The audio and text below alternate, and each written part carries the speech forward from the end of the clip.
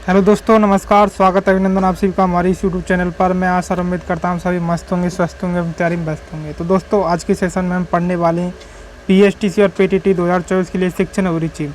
आज का टॉपिक होने वाला है शिक्षण अधिगम। और दोस्तों, आपको मैं बता देता हूँ, इस चैनल पर आज से हमने शिक्षण अभिरुचि की टॉपिक वाइज क्लासेज स्टार्ट कर दी हैं और आपको लास्ट तक ज़रूर देखना है इस सेशन को, और इस चैनल को सब्सक्राइब भी कर लेना है ताकि आपको नोटिफिकेशन सबसे पहले मिल जाए। तो आज के सेशन के पहले क्वेश्चन की ओर बढ़ते हैं। आज का पहला क्वेश्चन है, शिक्षा का अति महत्वपूर्ण उद्देश्य है। तो बताइए इसका आंसर क्या होगा। शिक्षा का अति महत्वपूर्ण उद्देश्य क्या है। ऑप्शन दिए गए हैं, आजीविका कमाना, बच्चों का सर्वांगीण विकास करना, पढ़ना एवं लिखना, बौद्धिक विकास।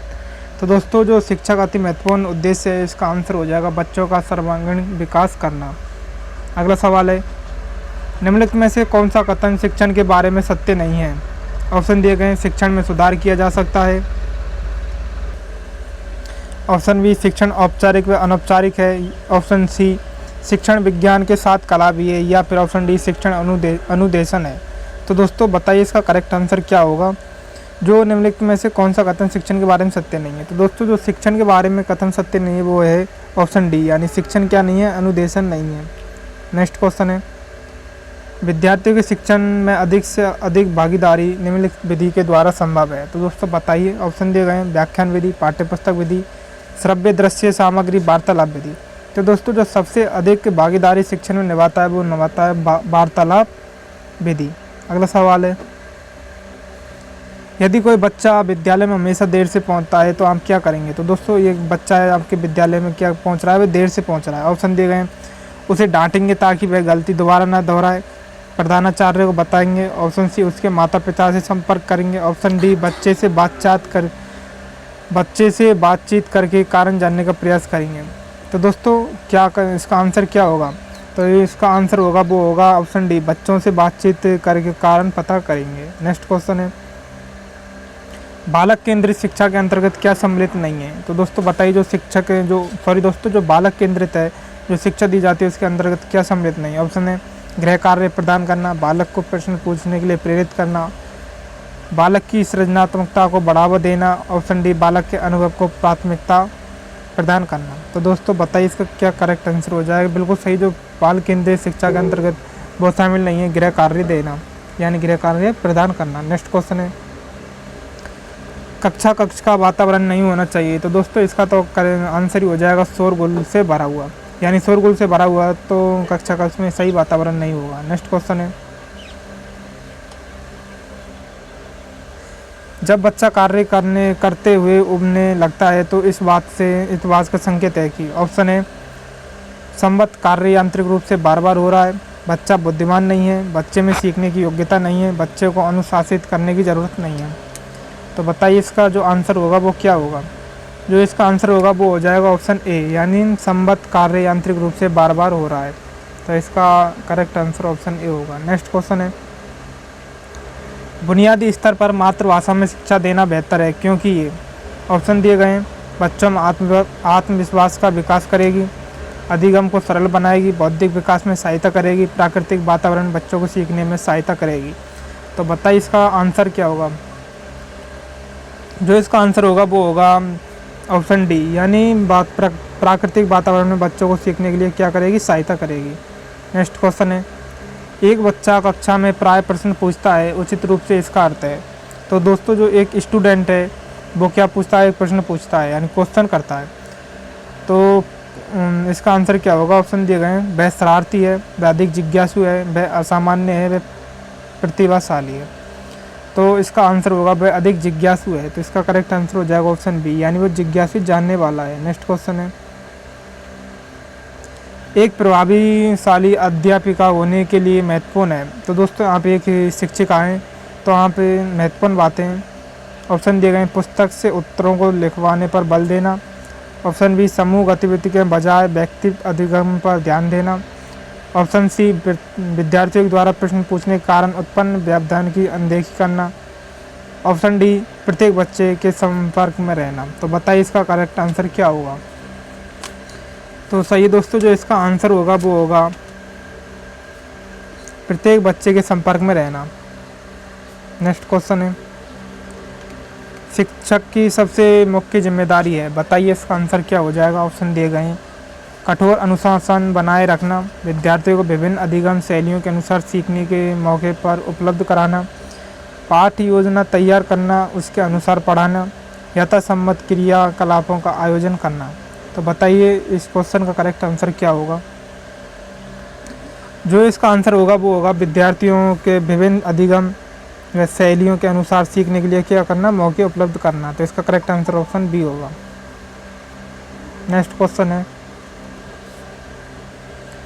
एक शिक्षक बच्चे द्वारा की गई छोटी छोटी गलतियों पर क्रोध प्रकट करता है, ये इंगित करता है कि।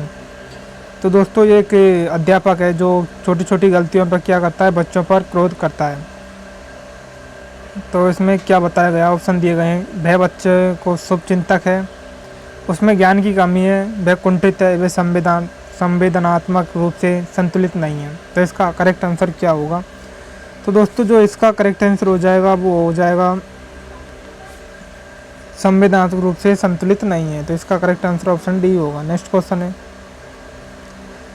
निम्न कक्षाओं में पढ़ाते समय एक शिक्षक को प्राथमिकता देनी चाहिए। तो दोस्तों यानी निम्न कक्षाओं में एक शिक्षक पढ़ा रहा है, उसमें सबसे प्राथमिकता किसको देनी चाहिए। ऑप्शन है व्याख्यान विधि को, ऑप्शन बी दत्त कार्य को, ऑप्शन सी कहानी कथन को, ऑप्शन डी समूह चर्चा को। तो बताइए इसका जो करेक्ट आंसर क्या होगा। जो प्राथमिकता देनी चाहिए वो देनी चाहिए कहानी कथन को, यानी निम्न कक्षाओं में कहानी से पढ़ाना चाहिए, यानी कहानी से पढ़ाएगी तो बच्चों को क्या होगा, जल्दी से सीखेंगे। नेक्स्ट क्वेश्चन है, एक अच्छे शिक्षक का सबसे महत्वपूर्ण गुण है। ऑप्शन है विषय वस्तु पर पूर्ण ज्ञान, अच्छा संप्रेषण कौशल, विद्यार्थी के हित का ध्यान रखना, प्रभावी नेतृत्व गुण। तो दोस्तों जो एक अच्छे शिक्षक का महत्वपूर्ण गुण होता है वो क्या होता है, आंसर देना इसका जो आंसर होगा वो हो जाएगा अच्छा संप्रेषण कौशल, यानी वो शिक्षक में क्या है, अच्छा संप्रेषण और कौशल है। नेक्स्ट क्वेश्चन है, एक शिक्षक को कक्षा में कार्य करना चाहिए। ऑप्शन है प्रगतिशील भूमिका में, प्रभुत्ववादी भूमिका में, प्रजातांत्रिक भूमिका में या प्रभावशाली भूमिका में। तो दोस्तों एक शिक्षक को कार्य करना चाहिए, ऑप्शन दिए गए हैं और जो इसका आंसर क्या होगा आपको बताना है। यानी जो एक शिक्षक को कार्य करना चाहिए वो करना चाहिए प्रजातांत्रिक भूमिका में। इसका करेक्ट आंसर हो जाएगा ऑप्शन सी। नेक्स्ट क्वेश्चन है,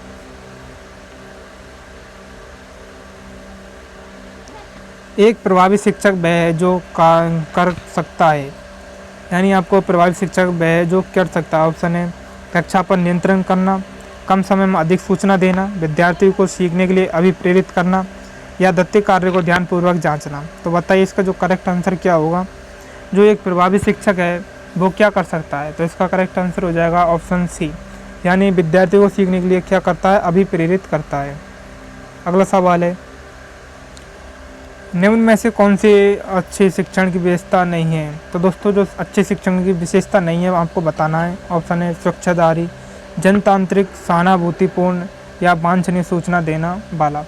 तो जो इसका करेक्ट आंसर हो जाएगा, जो शिक्षण की विशेषता नहीं है वो नहीं है स्वेच्छाचारी। तो इसका करेक्ट आंसर ऑप्शन ए होगा। नेक्स्ट क्वेश्चन है, एक आदर्श अध्यापक को एकाग्रचित होना चाहिए। ऑप्शन है शिक्षण विधि पर, सीखने वाले विषय पर, छात्र और उनके व्यवहार पर, उपयुक्त सभी।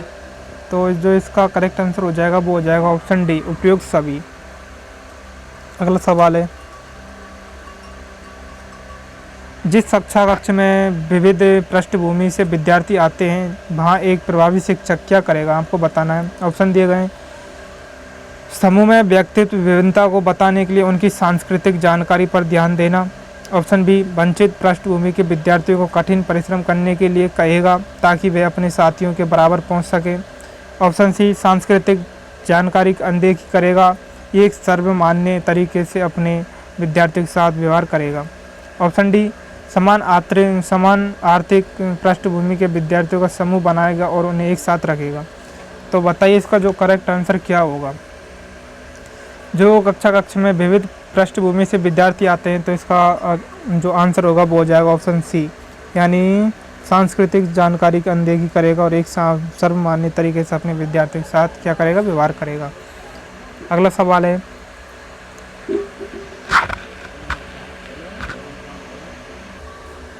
पढ़ाते समय सामान्य कक्षा में अध्यापक का सर्वाधिक ध्यान किस मनोवैज्ञानिक तथ्य पर होना चाहिए। ऑप्शन है शिक्षण तकनीक, शारीरिक शारीरिक क्षमता, व्यक्तित्व विभिन्नता, पारिवारिक स्थिति। तो बताइए जो इसका करेक्ट आंसर क्या हो जाएगा। जो सर्वाधिक ध्यान मनोवैज्ञानिक तथ्य पर होना चाहिए वो होना चाहिए व्यक्तित्व विभिन्नता पर। तो इसका करेक्ट आंसर ऑप्शन सी हो जाएगा। नेक्स्ट क्वेश्चन है, जब एक शिक्षक ये समझता है कि स्वाभाविक रूप से लड़के गणित में लड़कियां से अच्छे हैं, ये दर्शाता है कि अध्यापक लिंग पक्षपाती, शिक्षाप्रद, सही दृष्टिकोण वाला, नीतिपरक। तो जिसका करेक्ट आंसर हो जाएगा वो हो जाएगा लिंग पक्षपाती। तो इसका आंसर ऑप्शन ए हो जाएगा। अगला सवाल है, एक शिक्षक को साधन संपन्न होना चाहिए, इसका अर्थ है, ऑप्शन दिए गए हैं, उसको पर्याप्त धन संपन्न होना चाहिए, उसके उच्च अधिकारियों से संपर्क होने चाहिए, ऑप्शन सी, उसे अपने विद्यार्थी की समस्या को हल करने के लिए पर्याप्त ज्ञान होना चाहिए, ऑप्शन डी, विद्यार्थी के बीच उसकी अच्छी प्रतिष्ठा होनी चाहिए। तो बताइए इसका आंसर क्या होगा दोस्तों।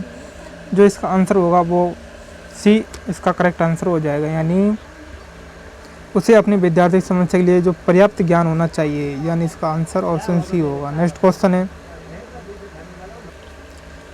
बच्चे प्रभावी रूप से सीखते हैं, ऑप्शन दिए गए हैं, वह विभिन्न गतिविधियों एवं कार्यों में सक्रिय रूप से भाग लेते हैं, ऑप्शन बी, शिक्षक कक्षा में होने वाली सभी घटनाओं में बच्चों को पूर्ण रूप से नियंत्रित करता है, ऑप्शन सी, वे पाठ्य पुस्तक में दिए गए तथ्यों को याद करते हैं, ऑप्शन डी, श्याम पट्ट पर अध्यापक के द्वारा लिखे गए उत्तरों की क्या करते हैं, नकल करते हैं। तो इसका आंसर क्या होगा आपको बताना है। जो बच्चे प्रभावी रूप से सीखते हैं वो सीखते हैं वे विभिन्न गतिविधियों एवं कार्यों में क्या लेकर, सक्रिय भाग लेकर। तो इसका करेक्ट आंसर ऑप्शन ए होगा।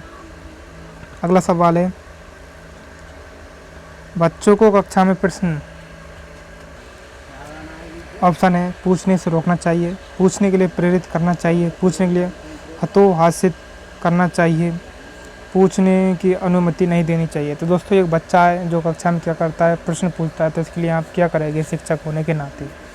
तो जो इसका आंसर होगा वो होगा, पूछने के लिए बच्चे को क्या करना, प्रेरित करना, यानी वो सीखने के लिए प्रेरित करना। तो दोस्तों आज क्लास कैसी लगी, बाकी के क्वेश्चन नेक्स्ट क्लास में करते हैं। तब तक के लिए धन्यवाद। इस चैनल को सब्सक्राइब कर लेना है, और आज से हम रेगुलर टॉपिक वाइज क्लासेज होने वाली हैं इसी चैनल पर, BSTC और PTT 2024 के लिए।